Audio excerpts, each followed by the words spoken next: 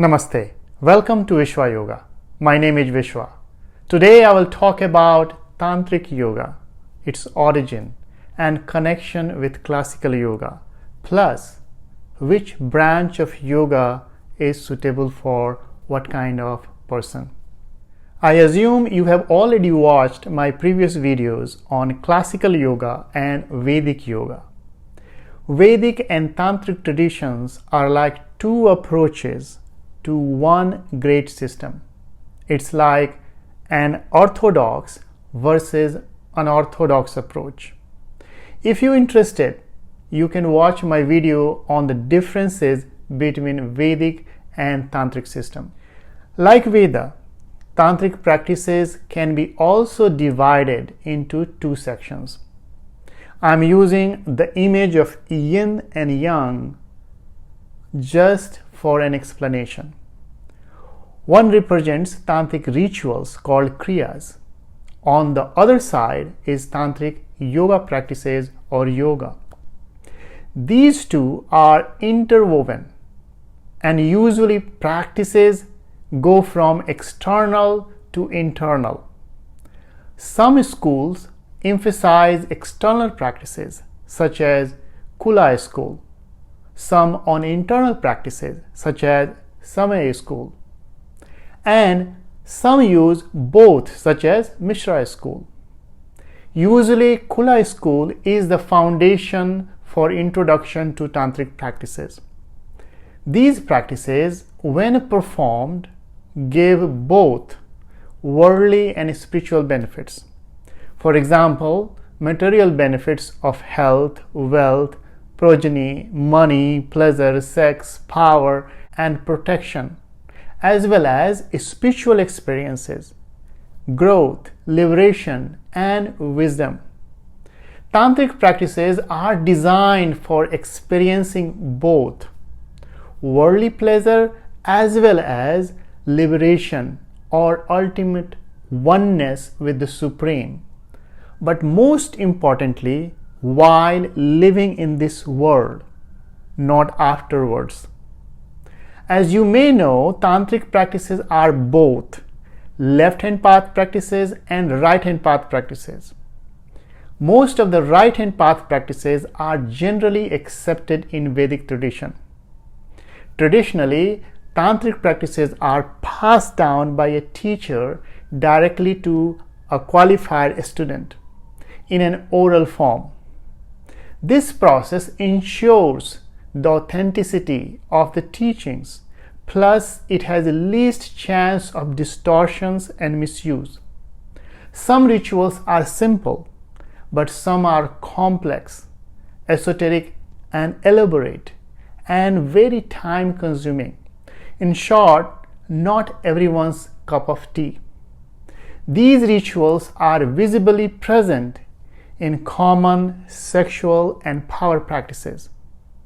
So, ritualistic practices include deity worship or puja, pranayam, japa, meditations, ceremonies, sacrifices, initiations into esoteric practices, and teachings, and most importantly, mantra, yantra, and having the guidance of a guru or qualified teacher. Remember, a puja is a tantric ritualistic practice that can be simple or complex. As mentioned, ritualistic practices and yogic practices of Tantra are interwoven and only accessible to selected people. Those practices are also found in the Tantric tradition of Buddhism and Jainism. But historically, after the decline of Buddhism in India, and to spread the teachings and its benefit to the wider population, the great Siddhas such as Matsyendranath and most importantly Guru Gorakhnath, who formulated both Hatha and Lay Yoga, and a few other yogis refined and defined these yogic practices by selectively picking those practices from Tantra between the 5th and 15th century approximately. Thus, yogic practices got organized and separated, such as Hatha Yoga and Laya Yoga, from Raj Yoga and Tantric ritualistic practices. Then these masters had to classify some basic instructions needed for the practice in the text, which were earlier not classified in Tantra. Both ritualistic and yogic practices are collectively called Tantric Yoga. Ritualistic practices continue to use yogic practices, but yogic practices had now its text and used yogic rituals or kriyas, but mostly practiced internally. So after the formal codification with instructions, these yogic practices became more accessible and acceptable to even orthodox Vedic and Tantric traditions. Now everyone can see what it is. It was no more a secret Tantric practice, though depending on the source, teachers, and affiliations to their respective lineage or path, each classify it accordingly. I had the privilege to study with teachers from both Vedic and Tantric traditions and have noticed the difference in their approach. As I will dive into the practices later, I will point out some differences in their approaches as how the same practice becomes Vedic or Tantric. Thus, these masters formally separated the practices of Tantra into 4 major yoga branches: Mantra, Hatha, Laya, and Raj Yoga. Each branch or its sub-branches can be practiced individually or in conjunction with other branches depending on the goal. Now let me quickly talk about these branches and connect them with the type of practitioner based on health and attitude, and then connect them to Ashtanga Yoga. Mantra Yoga is considered the easiest path with the least physical effort and is great for everyone. Mantras can be used for purification, health, strength, power, and protection. Mantra Yoga can be used in puja, japa, prayer, or chanting verbally or mentally.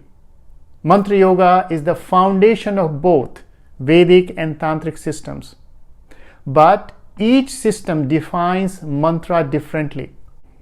The Vedic mantra is said to be the link between the ritual object and the cosmic entity, but the Tantric mantra is said to be the essence of the ritual procedure and is an object of value in itself.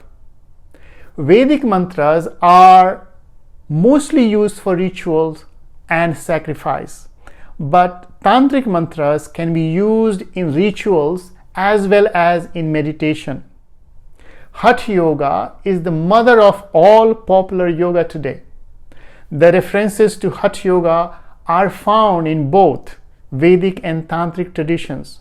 However, as per masters, the Hatha Yoga practices that you see today primarily come from the Nath tradition, a sect of Shaivism connected to Kaula or Kula tradition of Tantra. It also includes left-hand path practices. Nath tradition firmly believes that before doing meditation practices, you must purify your body and its elements first. Its major practices include Shatkriyas or Shatkarmas to asana, pranayama, and beyond. It emphasizes gradual progression because it is very difficult for most people to directly get into the higher state of samadhi of Raj Yoga.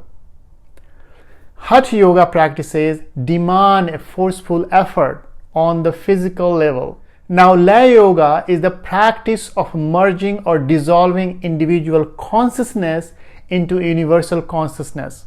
Laya Yoga is also found in both traditions, especially in many Hatha Yoga texts. A tantric text, Vijnana Tantra practices are well known. Laya Yoga includes sub-branches such as Nada Yoga, Yoga Nidra, Kriya Yoga, and Kundalini Yoga. It is praised highly in tantric texts. It uses body, breath, sound, and senses, including sexual practices with the mantra, japa, yantra, chakra, nadi, and visualization, leading the mind to concentration called dharana. The goal of Laya Yoga practices is to alter the state of the mind to lead to the higher state by making the mind dissolve. Laya Yoga practices require some effort on both physical and mental levels. The path of Raj Yoga is internal and mainly devoted to meditation practices leading to higher state of consciousness. But without proper preparation or not being established in the previous limbs related to external practices, the internal practices of Dhyana Yoga or meditation becomes challenging. Though meditation word sounds easy, but for many people, it is most difficult practice. Just sitting silently in stillness and doing nothing makes them more restless. Or even sitting with a calm mind and focusing on their breath even for 5 minutes can be very challenging. Raj Yoga is the destination for all yogic practices. So as per the yoga text, first it defines the 4 types of practitioner based on their health and attitude. That is weak, average, good, and outstanding. So if you have weak health or fickle-minded, or you are a lazy person, or want to do minimum effort, mantra yoga is recommended. If you have average health but are patient yet confused and can do some effort, Laya Yoga is recommended. But if you have good health, are determined and brave, or like effortful practices, Hatha Yoga is recommended. Please keep in mind that Hatha Yoga can be also used to gain your health back. Lastly, if you have vibrant health, full of energy, you are stable and are diligent, then Raj Yoga is recommended. Each level implicitly includes the previous levels. For example, Hatha Yoga practitioners can easily do Laya Yoga and Mantra Yoga practices. But in this scheme of Ashtanga Yoga, Mantra Yoga is used across different limbs, including asana, pranayama, and up to meditation, to direct pranic energy and the mind. In the Tantric tradition, the 2 limbs are usually not emphasized, as it is expected to be part of an individual's dharma. Starting with Hatha Yoga as the foundation, then moving to Laya Yoga and then Raj Yoga. Each branch roughly connected to 2 major limbs on the map. Thus, in Tantric Yoga, you see a gradual progression from the body to breath to mind and beyond. Hatha Yoga first prepares the body for stillness and breath regulation, which prepares the mind to withdraw senses, to focus, and then the mind starts to come into stillness using mantra. And Laya Yoga accelerates further and leads to deeper meditation into the higher state of Raj Yoga, leading to total absorption or samadhi. Lastly, it is important to mention here that many people read scriptural yoga texts and think that they got it and start practicing from it. But please keep in mind that these instructions from the book are not expected to be taken or understood literally. Rather, their meaning must be unpacked, explained, or broken down in steps by a qualified teacher. Usually, those details are not clearly explained in the book. This is how the Tantric system works. So this was a quick summary of Tantric Yoga. Please let me know if this information was useful for you, or drop your question or comments. Thank you for watching this video and have a wonderful day. Namaste.